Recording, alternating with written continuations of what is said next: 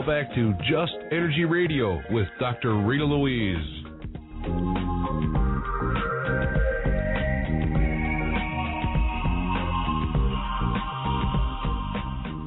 Hello and welcome back to Just Energy Radio. I'm your host, Dr. Rita Louise, and thank you all for tuning into the second hour of the show.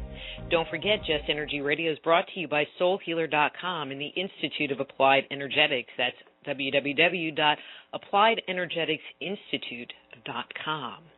So we've been here talking to Bill Birnes about his new book, about his new book, the Everything UFO book, his webpage, UFOmag.com. Bill, I want to shift gears here a little bit because you've been appearing regularly on Ancient Aliens. All right, breathe, Rita. I can do this. What part of the concept of the ancient alien theory draws you in the most? Well, first of all, Ancient Aliens as a concept for a television show was originally an episode on UFO Hunters.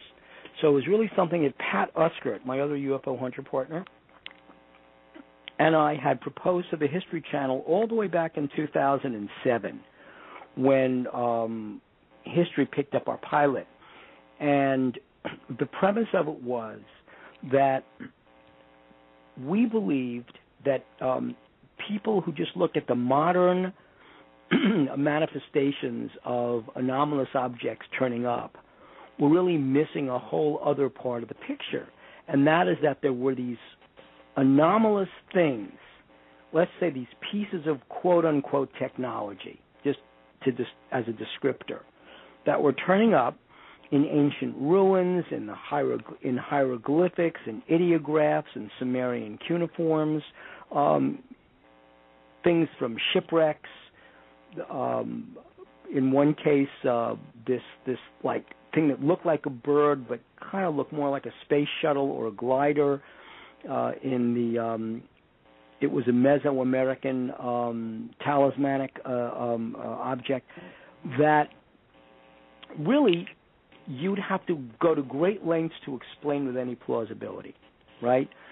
So we had this idea just to look at, and of course everybody knows Zecharia Sitchin's Earth Chronicles, everybody knows Eric von Daniken's Chariots of the Gods. We said, let's take that and build an episode around von Daniken, around Sitchin, around some of these objects, and History Channel kind of, was not really excited about it for 2 years, and then in our third season, that was the first episode we did. It was such a hit that History Channel started its own special and then its own series on it. So the whole premise was that there are these anomalous things that science really has a very tough time explaining. Skeptics and debunkers say, show me the proof, and really these are just more suppositions than anything else. But you ask yourself things like, why is this African tribe called the Dogon, which seems as though they migrated from ancient Egypt, and we're talking thousands and thousands of years ago, why do they have the same kind of astronomical divinations that the ancient Egyptians had? Why do they walk around in these kind of spacesuit-like helmets when they do their ceremonial dances? How did this image of something that looks like a helicopter show up in the Egyptian hieroglyphics or in the Mayan runes? How did, why is there this humanoid figure that looks like it's wearing a helmet-like device with, call them rays, for want of a better term, straight lines emanating from it? How did that turn up in the Sumerian cuneiforms? Who are the mysterious Anunnaki, which mean, by the way, those who came down from the stars, or who are the mysterious Nephilim, accurately translated as those who fell from the heavens, not giants? How did they turn up in our ancient texts, like the Bible and other Sumerian historical records?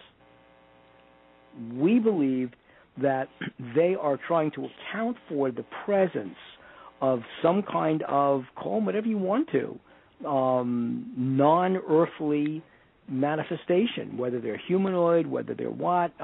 Ancient human beings would have called them gods, would have called them divine, or angels, or something. What kinds of creatures were they? That's really all the premise of this is. How did these huge megalithic stones move, and how are they so perfectly aligned with the solstice? I mean, it's not as though you can simply tweak these things from year to year. When these things are set, these things are set, you know. There really aren't enough slaves to get this thing done.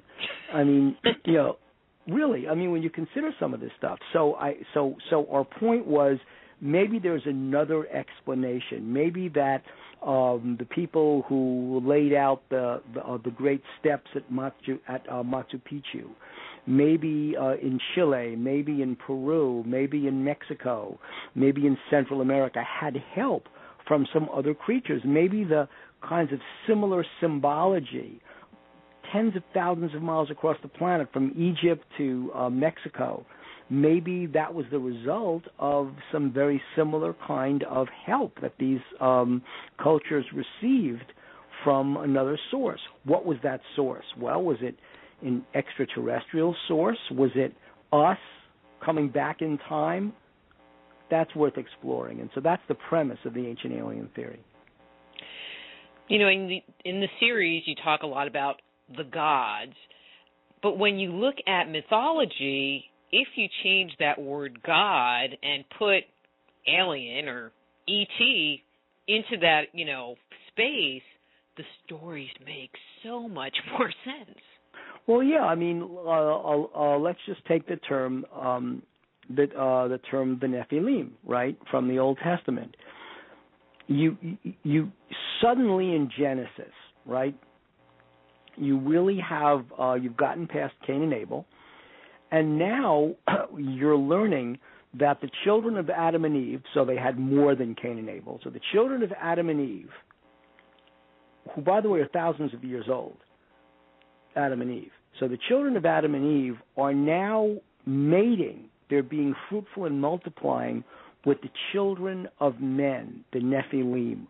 Who are the men that the children of Adam and Eve mating with? Where'd they come from? If Adam and Eve are the only human beings on the planet and have two kids, Cain and Abel, and have more children, where's all this mating going on? Okay? What are the Nephilim? And why the translation, those who fell from the sky, as opposed to giants? Maybe they were big Nephilim. We figure they were giants because Goliath, whom David fought, was descended from the Nephilim. Then, so you've got these Nephilim running around, right? And then in the book of Noah, you've got the flood. And the reason the Creator talks about selecting Noah is that Noah was the only pure man left on earth. What does pure man mean? Really, what does that mean? He's pure. He's a pure blood. He's a 4x4. What does that pure blood mean? Well, according to the Native Americans, a pure blood means a Native American, a member of a Native American tribe whose blood, whose ancestry is not contaminated with the blood of white people, right? That's a pure blood, or their slang is a 4x4. All four grandparents are Native American purebloods. So, and this business of pure blood is really important. I mean, vitally important in ancestry. So Noah is a pure blood. He is not, his ancestry is not contaminated by the Nephilim. That's the person the Creator selects after the earth is going to be wiped out of all life. That's who gets selected to build the ark, bring in male and female from every single species on the face of the planet, bring them in, ride out the 40 days of rain. And believe me, if you live in California and you see what 30 days of straight rain can do, and the floods washing down, you get a picture of what a flood might be, you know, when there's no sewage system, no drainage system in the Old Testament, okay? So Noah rides it out. The ark basically docks against Mount Ararat in Turkey, and the Noah family, Mr. and Mrs. Noah and their kids, Seth as one of their children, from whom Eber and Peleg descend. And, of course, Eber and Peleg are the ancestors of Abraham, right, the first Hebrew. Eber, by the way, that's where the term Hebrew comes from. But yet, thousands of years later, after the Israelites are crossing from Egypt into get to the Sinai Desert, and then from there they make that round trip around to cross the River Jordan, get into the Holy Land, they encounter this person called King Og. And there's a story of King Og's bed. He's a giant, right?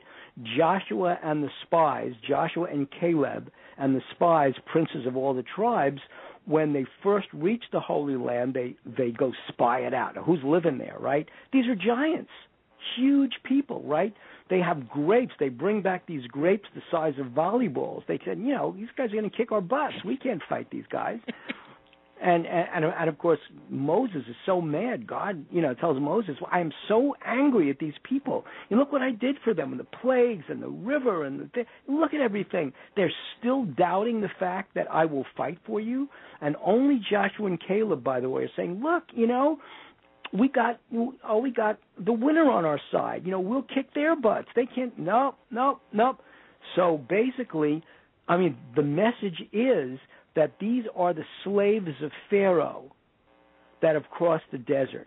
And it is now time for that generation of slaves to die off so that their children will be free of the taint of slavery, and they're the ones that can fight the giants in the land of Canaan. And sure enough. But the point is, where did these giants come from? We thought all the Nephilim were killed when the earth was flooded. They hang on to the edge of the ark. How'd they do that? And sure enough, there's Goliath, who's fighting King David. He's one of the Philistines. Philistines, by the way, Philistia is modern Palestine. So now you've got Goliath, who's descended from the Nephilim. In other words, how did that happen? You've got some real problems that need to be explained. Mm-hmm. One of the things that I always find, and I'm going to say amusing, is when you read certain parts of the Old Testament, in particular Noah, and then when you get into, the building of the Ark of the Covenant and the whole tabernacle and the clothing, the garments that the priests wear, is how OC God is in giving instructions. It's like, you're going to do this, and it's going to be like this, and if it was just a man's creation, he would just kind of put it together. But there's this documentation. Absolutely. Yeah, it's got to be this number of cubits wide, this number of cubits high. It's got to have gold here. It's got to have the carriage. You've got to have this. Literally, what is the Bible describing with the Ark of the Covenant, the Mishkan? What is it describing? Some say it's describing a battery, because look what it does. It is the presence of the Holy One is smoke in the daytime when the camp is moving, and fire at night. Okay, and not only is the Mishkan built to these incredibly tight specifications, but look what happens when the sons of Aaron, Moses' brother Aaron, the first of the high priests, the Kohanim, what happens when the sons of Aaron light strange fire in the ark? It's like they're electrocuted. I'm using the term electrocuted. It's not what the Bible says, but they are immediately killed because they've done something strange in the ark. And that's when of course, Aaron takes it very graciously. What choice does he have? But after that, there is the entire description of what the Hebrews have to do with the ark, how to use the ark, and even in the modern service on Yom Kippur, in the afternoon, Yom Kippur, that service, there's a part of the service called the avodah, the adoration. But that service commemorates, during the times of the first temple in Jerusalem, and even before then, where the high priest, the Kohen Gadol, the high priest of all the ancient Israelites, right? That high priest must go into the ark to offer expiation, to offer to offer apologies for the sins of the entire congregation. That's what the high priest must do. And so what they did was, and the high priest, by the way, had to be without blemish. Any blemish didn't work, right? In fact, it says so right in the Old Testament what the blemishes are, right? But the high priest had to be of pure blood, had to be of impeccable moral value. So what they did was they would tie a rope around the waist of the priest. You know, talk about a suicide mission. They would tie a rope around the waist of the priest. So the priest would go into the Holy of Holies, the Mishkan, to offer penance, to offer sacrifice for the collective sins of the people. And if that expiation, if that sacrifice wasn't accepted, if the priests were impure, dead on the spot, the people would have to drag him out by the rope, and then the next guy would go in. Okay? But so what's interesting, though, in that whole piece is that there's a consciousness to the box. I mean, if it was just a battery, it's a battery. Precisely. What's going on? What is going on in the Holy of Holies? Now, for the Hasidic Jews, for Orthodox Judaism, in fact, for Judaism in general, the general line is this, that why ask? That the whole point, and this really gets to this whole conversation, that what we do in the 21st century, actually in the 20th century, in the 19th century, what we do is we bring our rationalism from the age of industry, right? From the age of factories and machinery. We bring that rationalism to the Bible, and we impose on the Bible, we impose on these ancient texts this rational plausibility, when in fact that didn't exist. So when you ask an Orthodox rabbi, for example, to explain some of this, what an Orthodox rabbi, I'll say he because really there are no women who are Orthodox rabbis, when you ask an Orthodox what it means, what that rabbi will say to you, probably stroking his long beard, is your question is irrelevant. Your question is pointless. Why would you even want to worship with a creator whom you can fully understand? That's like worshiping another human being. No, the whole point of the Creator is mystery. We don't see the Creator. We only see the Creator's works. Moses wasn't even allowed to see the Creator, right? Moses is up by the burning bush, and what does God say to Moses? He says flat out, he says to Moses, don't look at me. Avert your eyes.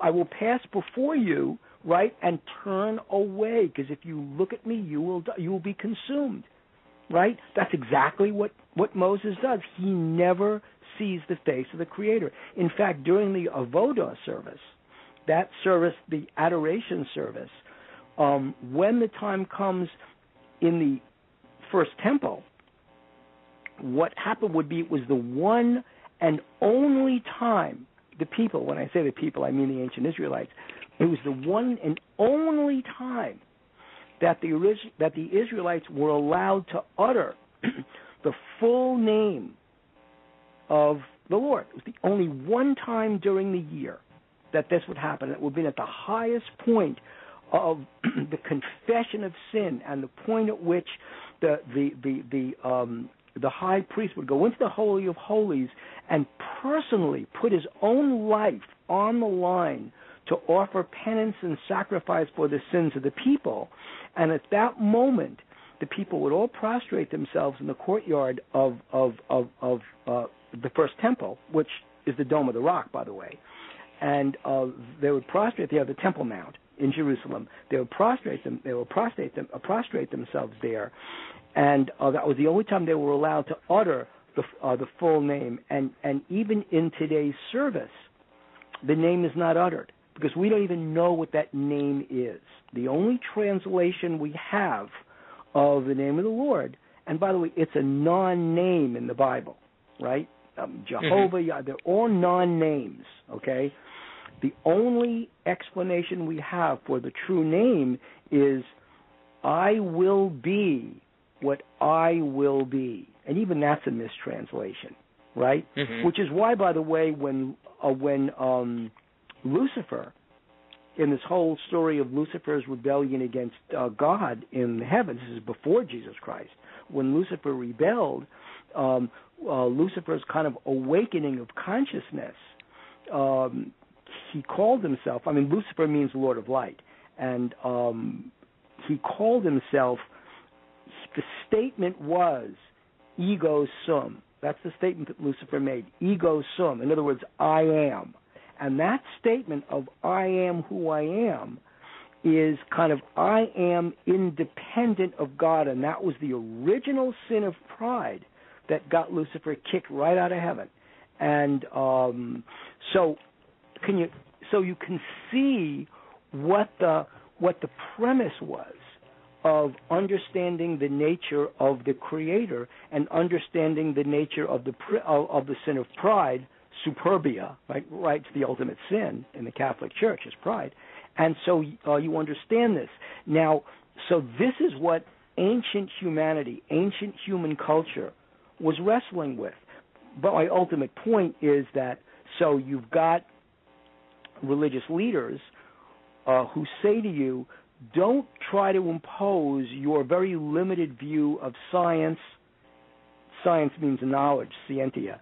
Don't try and impose your your limited knowledge of science. Science means knowledge, and rationalism on something that you can't fathom, because the true nature, you can't even utter the name of the Creator. How can you begin to impose rationalism on the Creator? And there is, from a point of view of faith, that makes sense? Let's kind of shift here a little bit, because you're using the Old Testament, the belief in one God. But when you look at the ancient alien theory, there's a belief that there's multiple gods. And there are even people that argue that even when you read different parts of the Old Testament, especially, the earlier parts, it is representing multiple gods, and if you kind of look at their behaviors, you can separate them out. Well, look at the Old Testament. Let's just take that as an example. So who are the angels that we have? Okay, there are divine figures all throughout the Old Testament, especially the early part of the Old Testament. So you've got the story of Abraham and Isaac. Okay, Start with that. Even before Moses, you've got the story of Abraham and Isaac. And Abraham is taking God, Hashem, directly communicates with, Hashem means the name, directly communicates with Abraham. It's a one-on-one conversation. And it's been a one-on-one conversation, by the way, throughout Abraham's adult life. It's fascinating how this one-on-one conversation takes place. First of all, Abraham is told, right? God tells Abraham, leave your father's house, right? And go into this land, and this will be your land that I will give you and your generation. You will be the seed of people, right? Abraham, descendant of Peleg, descendant of Eber, and directly descended from Noah, the pure man. So Abraham goes there. Then Abraham takes Sarah as his wife, and Abraham commits all these sins. Abraham is not a pure guy in terms of his sinlessness, right? He goes down to Egypt. There's a famine. Goes down to Egypt where there's food. The Pharaoh looks at Sarah and says, "Whoa, what a knockout she is. Let me get a load of her." And Abraham says, "Oh, she's my sister." What's that all about? Well, he doesn't want to get killed.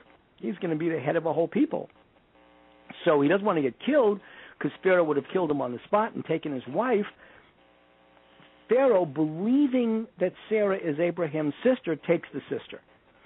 God now communicates with Abraham by imposing with Pharaoh by imposing all these disasters on Pharaoh, and says to Pharaoh, you're fooling around with another guy's wife. Get her out. Pharaoh is furious, gives Abraham everything he wants, and says, get out of Egypt, right? Get out of Dodge. Abraham does the same thing with somebody else, right, with another person. So Abraham is communicating with God throughout the whole time. Finally, they're old people now, and God tells Abraham, look, it's time for kids, because you don't have any kids. So Sarah's barren, and so Abraham has a child with Sarah's handmaiden Hagar, right? Mm-hmm. So then an angel visits an angel. So it's a representative of God, visits Abraham and Sarah and tells Sarah, you're going to have a child. Sarah bursts out laughing, right? The angel gets angry. He says, why are you laughing when God says you're going to have a child? You're going to have a child. What are you laughing at? What, are you making fun of me here? And so, sure enough, Abraham and Sarah have their own child, Isaac, Yitzhak. So Hagar has a child, Ishmael, right? Now, Sarah gets really angry that Ishmael is the firstborn of her handmaiden, Hagar, and says to Abraham, get her out of here with this kid. I don't want him inheriting from you. It's Isaac is good. And Abraham's a rich guy at this point, okay? And so Abraham goes crazy. He goes out and he prays directly to God. And he says, what am I going to do? And God says, what's wrong, Abraham? He goes, you're making me crazy with this Ishmael and this Hagar, and now Sarah's beating me up. And what's so fascinating about this is that today, right, 21st century today, you go to a marriage counselor, and a marriage counselor will say, just do what your wife, listen to your wife. Okay, that's what a marriage counselor will say. And divorce statistics show that men who listen to their wives in all respects have stronger marriages and don't have a lesser occurrence of divorce than those who fight about advice from their wives. It's that simple. Okay? The statistics don't lie. Well, here's our Creator 7,000 years ago telling Abraham, just listen to your wife and do what she says. It's exactly his words. So there's this direct communication, okay? God is, but now when the time comes when Ishmael and Hagar, when Hagar and Ishmael, right, are sent out into the desert to die, Hagar is weeping. Who appears to Hagar? An angel of the Lord. Not the Lord, but an angel of the Lord. And says, Hagar, what's wrong? And she tells him, and the angel says, don't worry, I remember you. And sure enough, Hagar is saved, Ishmael is saved, and Ishmael obviously becomes the founder of Arabs and becomes one of the most revered figures in Islam thousands of years later. So that's the story of Ishmael, but it's through an angel. Adam and Eve, it's an archangel that's set in front of the Garden of Eden with his sword, Michael, right? Michael the archangel. He's set in front of the Garden of Eden to keep Adam and Eve out. When Abraham is going to sacrifice Isaac, where? On the Temple Mount. That's why the Temple Mount was chosen as the Temple Mount. It was because that's where Isaac was taken to be sacrificed. It's after God has explained everything that Abraham has to do, when the time comes to intervene and ask Abraham to say, Abraham, why do you have that huge knife over your son's neck? As if I didn't know, because I told you to do it in the first place. And the angel's name is Gadziel. That's the name of the angel, Gadziel.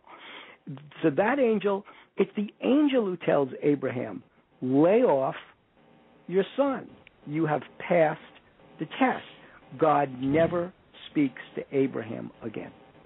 I mean, it's interesting, the intervention of angels on behalf of God. God speaks to Moses directly.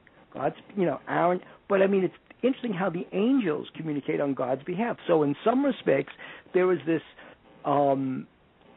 view of the Old Testament, especially Genesis, but of the Old Testament, in which you have angels as the messengers of God, and God as God's own messenger. And of course, the New Testament, literally, what the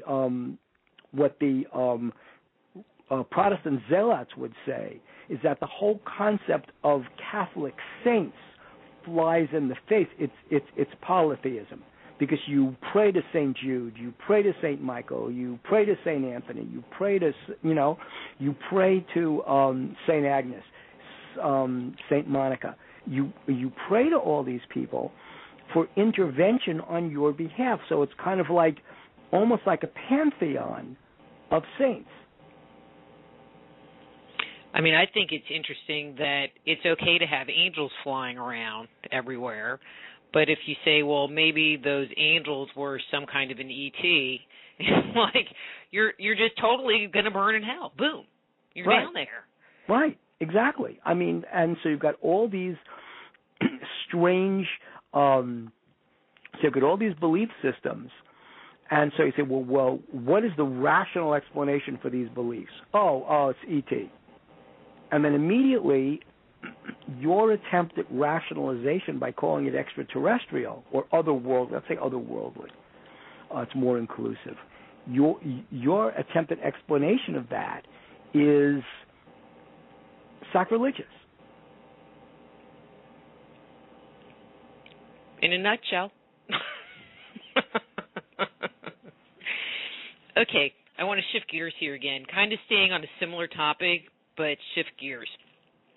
In your book, The Everything UFO, you spent some time talking about the different types of ET beings that exist, and I'm really curious about that aspect. You know, one of the things that I find interesting, or at least that I've been exposed to, in this area in particular, is that a lot of the information that I have seen has come from people that it's channeled information. You know, well, I channel the Zeta Reticuli or, the Galactic Council, whatever, which, no comment.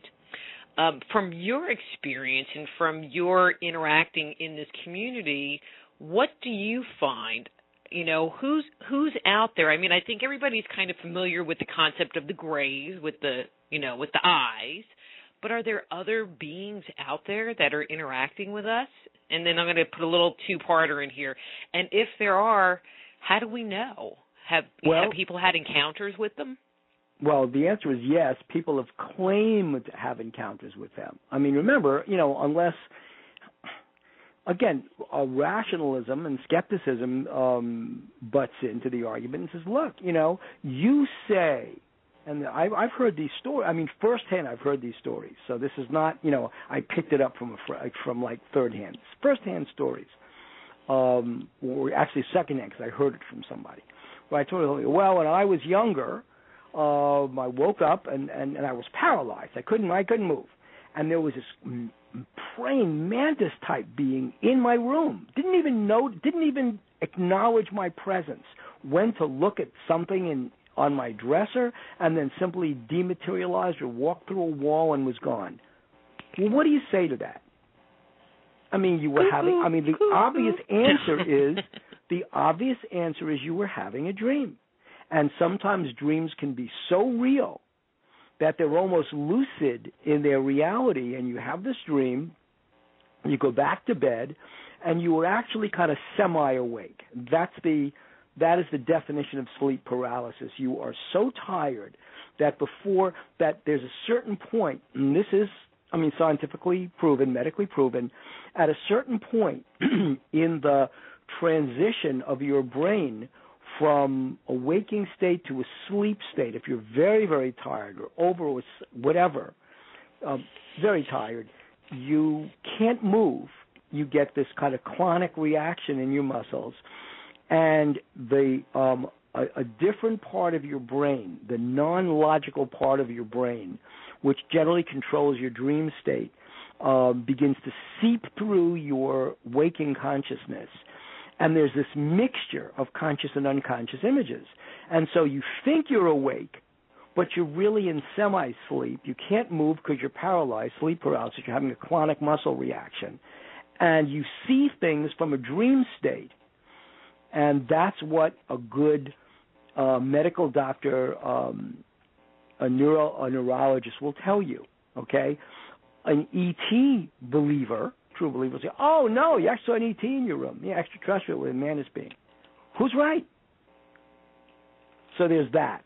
Then there are the reptilians. Again, I can give you a scientific basis for the existence of reptilians. Gazillions of years ago, as the climate of planet Earth changed, the onset of an ice age, the moving of the glaciers into reptiles, which are not built for ice age climates, find their way through caves deeper and deeper into the earth where there are sources of heat and underground water streams, underground lakes. We know these exist. We've seen them in caves, okay? Deeper and deeper they go.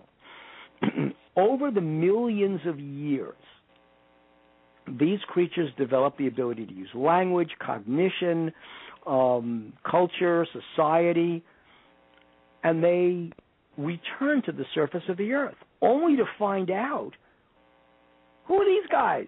They see human beings. Human beings, of course, were created by the Anunnaki, right? So they see these humanoid creatures.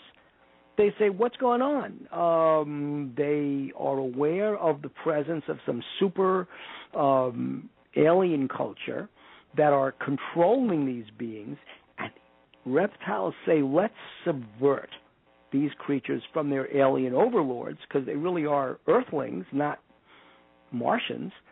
So they find ways to tempt these humanoid creatures into disobeying their alien overlords. Where have you heard that story before? It's Eve and Adam in the Garden of Eden and the serpent. The serpent's upright, by the way, because one of the things that guides us to the serpent is, I'm going to force you to walk on your belly, and man shall crush you under his heel. Right? Mm-hmm. It's the punishment for the serpent.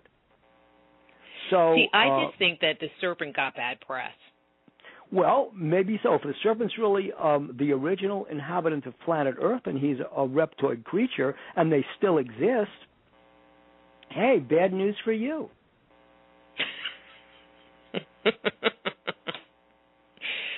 Are you familiar with Anthony Sanchez's work? Yes. UFO Highway? Yeah, the Dulce story.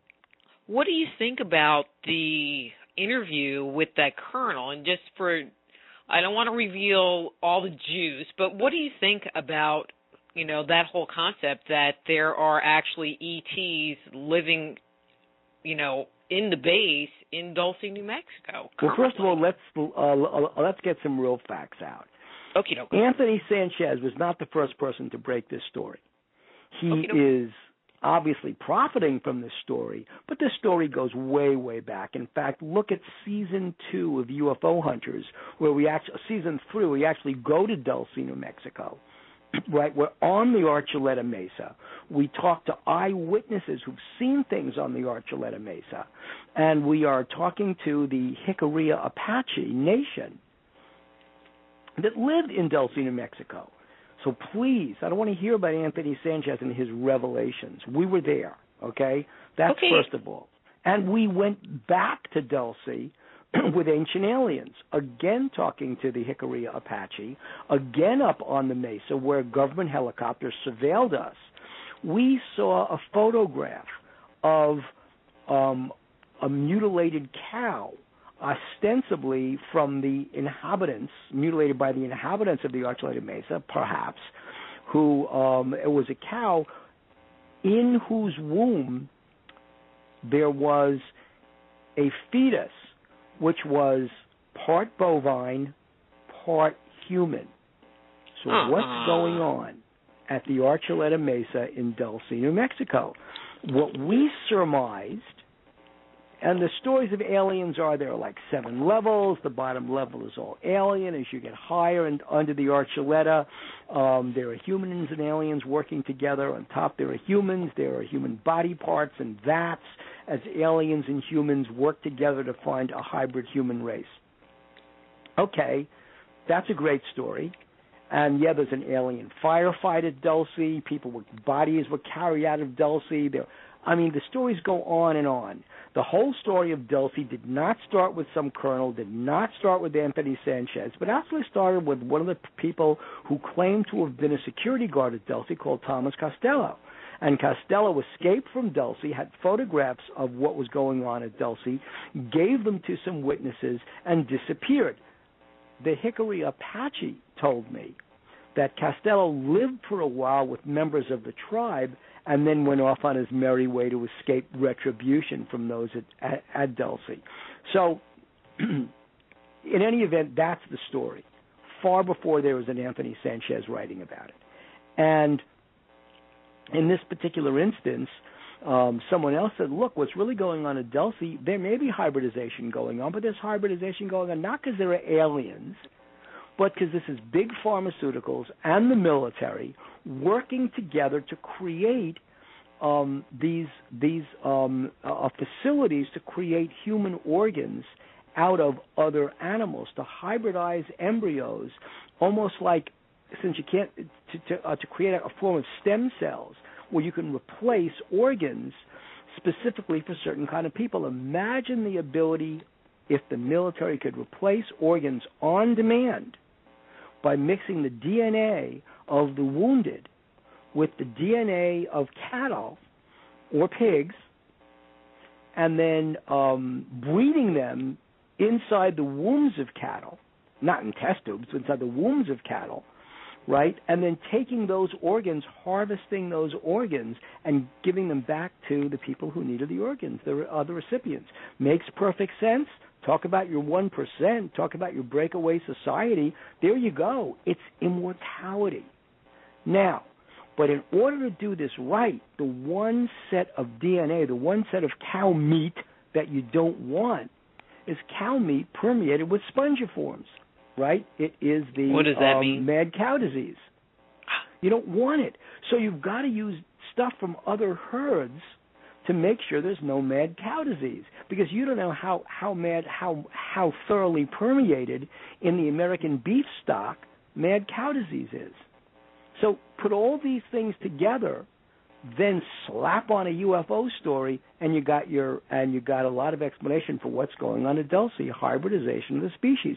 In fact, after UFO Hunters ran with the photograph of the human bovine embryo, Senators Lindsey Graham, Charles Grassley, and some other person, a person from that group, introduced a bill in the Senate to modify Title 18, which is the federal penal code, to modify Title 18, USC Title 18, to prohibit the hybridization of humans and animals. So I would say UFO Hunters broke that story. Well, and it wasn't really about the story per se, and because I had never heard this about there were actually like ETs still, that were on the Earth, that were interacting with the government, and that's why I kind of asked about Anthony, because I never, I've heard it, they're working with the Illuminati and they're controlling there's this whole big conspiracy thing, and you seem like a really grounded person. No. There may be. I mean, all you have to do is call it regular, conventional, and I'm not saying it is. I'm saying that's my surmising of the story. That's just only my interpretation. But, yeah, I mean, call the Illuminati the elite. Call the Illuminati a super committee of the 1%. Call the Illuminati the leaders of the breakaway society. I mean, think about this. I mean, there could be a much deeper, darker conspiracy with or without extraterrestrials. That the planet Earth is uninhabitable after the Earth reaches a population of 10 billion people. We've known this since the 19th century. It's the whole Malthusian argument of breeding a group of people who will inherit planet Earth. Even Stephen Hawking is saying, get off Earth if the human race wants to survive. So what if everything you've been seeing for well over 100 years, including Nazism, by the way, well over 100 years, is eliminating entire groups of people, because there will be, to purify a race, to survive the cataclysm, if Earth is going to not survive after 10 million people. So you create plagues, you create AIDS, you create all kinds of things. You have all kinds of genocidal events to cull the population, to stave off reaching that magic number of 10 billion. By the way, we're at 7 billion now. To stave off that population goal. It's not really a goal, it's a target. So you can do things to get off the planet, to inhabit underground. And what if whatever's going on at Dulce, that hybridization is part of this process? And call the group the Illuminati, calling anything you want to. That's the group that's really doing this for a select population. Richard Dolan calls it the breakaway population. But you don't need aliens for it. It's nice to have them. It's a great story. And there well may be an alien, there well may be an extraterrestrial component to this. But you don't need it to explain what's happening. Okay. I'm kind of figuring I'm not one of that 1% group. You know, I'm not going to get raptured. Not if you pay over 30% in taxes, you're not. I'm not going to get raptured. I'm not part of the 1%. Man, I'm just like screwed on both ends. Exactly. We only have a few minutes left, and so I want to ask or end with this question. We know that governments such as the UK have started disclosing UFO documents. Do you see or think the U.S. will follow suit at all? No, there's no reason to. I mean, the UK but I mean, is there a smoking gun in the MOD documents? No. There's no smoking gun. It's a lot of times governments will release. First of all, the funny thing is, and I think Stan Friedman has pointed this out, that a lot of times governments will disclose a bunch of documents as a group without really going through the documents to figure out what's in it so it can be redacted or pulled. So you'll see that quite a bit. But do I think there'll be this? No, I don't. And in fact, under Clinton, there was supposed to be a group of documents that were released after 25 years, unless they're actually pulled and reclassified, and so it well may be that there may be a bunch of, I call them junk documents that are released. It's kind of like red meat for historians, but you won't see any UFO stuff in there.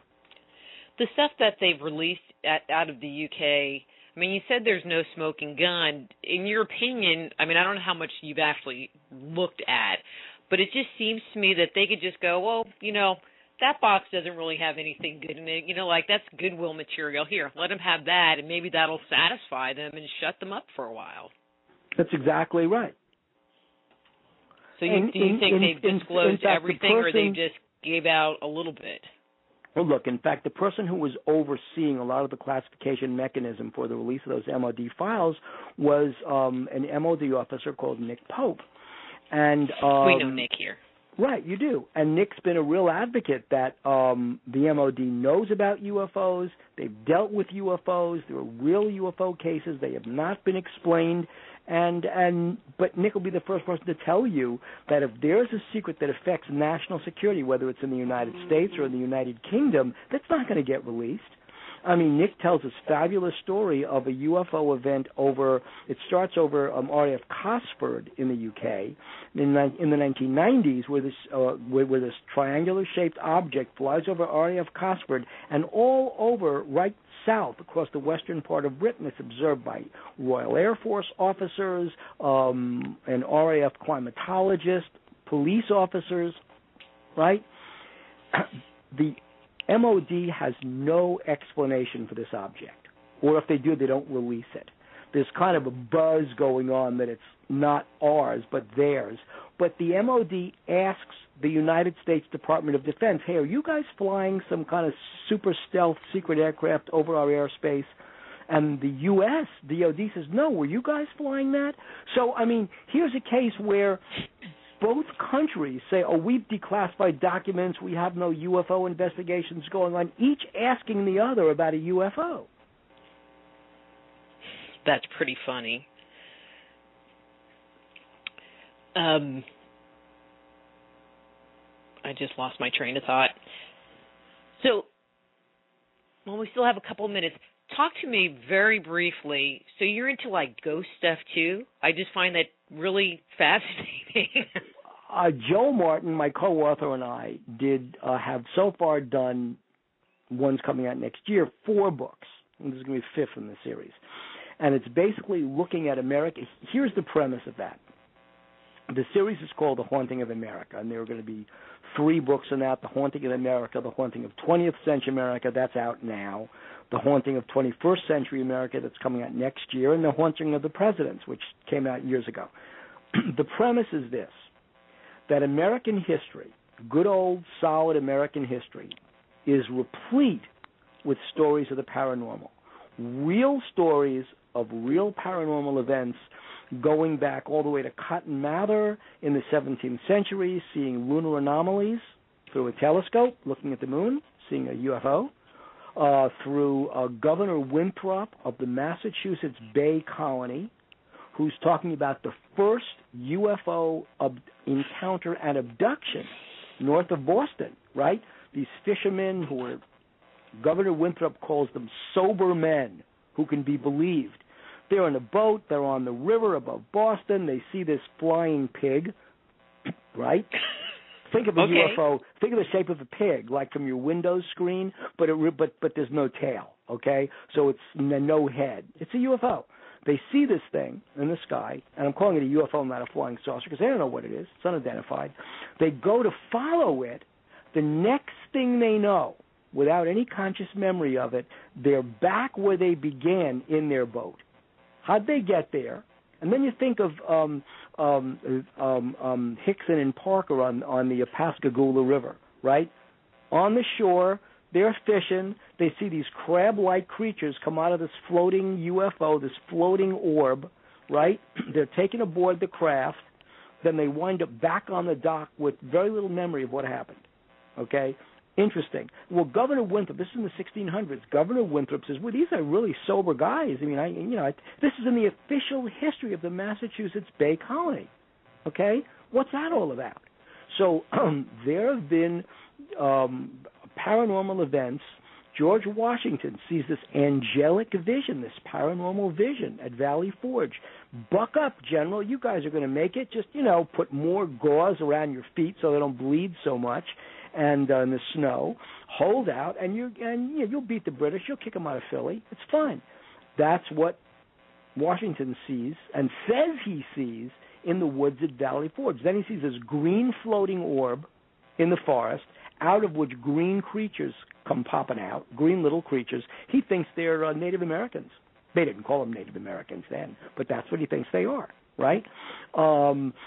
Then you see this ghostly figure, by the way, turning up. It's in the Army records from the Civil War. This ghostly figure turning up to lead the Maine Volunteers, M-A-I-N-E, the state of Maine Volunteers, down this. They're out of ammunition. Pickett's cavalry are charging, trying to outflank the Union forces at the Battle of Gettysburg. It's called the Battle of Little Round Top. These Maine Volunteers, by the way, are petrified. They're out of ammo. There's nothing they can do. This ghostly figure wearing a white uniform with a white tri-cornered hat, sword drawn, on a stallion, leads these men down the hill, a charge right into the teeth of the Confederate Army, into the teeth of their fire. The charge is so violent, so vicious, they break the charge. Pickett doesn't outflank the Union troops. We win. The Union wins the Battle of Gettysburg, and it's over. And who was the general? George Washington, his ghost. George Washington also, by the way, turns up in the White House during the presidency of General Eisenhower, and he's standing by a corridor on the second floor of the White House, near the family quarters, so in the West Wing. Eisenhower walks down there, sees the ghost, right, it's Abraham Lincoln, sees Lincoln's ghost, looks at it and says, boy, there's something really screwy about this floor, calls in the building inspector. The entire White House is in a state of collapse. Did Abraham Lincoln's ghost warn President Eisenhower that the White House was falling down? So these paranormal stories, all the way from the sighting of a lunar anomaly and an alien abduction in the 1600s, all the way to Hillary Clinton's channeling of Eleanor Roosevelt's ghost in the 1990s. That is paranormal in American history. And that's what Hillary the Clinton channeling. Oh, that's right. Okay, you know what? We're out of time. They need to get the book because that's just like too juicy. It's juicy. It's as juicy can be. Hillary Clinton wanting to be Eleanor Roosevelt because her husband was the victim of a vast right-wing conspiracy, and there was an actual military coup against FDR in the 1930s, led by Chrysler, IBM, and DuPont, those wonderful people who gave you the Holocaust, the machinery for the Holocaust. They led a coup against Roosevelt because they didn't want us getting into the war. They tried to get Roosevelt out of office, and Hillary Clinton, seeing Eleanor Roosevelt fighting that, decided she was going to be Eleanor Roosevelt and protect her husband, Bill Clinton. Anyway, we need to go. Bill, thank you so much for coming on the show. It was You're great. welcome. Have a wonderful weekend. All right. You too. All right. That was Bill Birnes. His website is UFOmag.com. The book is the Everything UFO book, available on Amazon, as well as Haunting of America. Next week, we're going to be speaking with Frank Joseph about lost civilizations. So until next week, I'm Dr. Rita Louise. This is Just Energy Radio. Be blessed.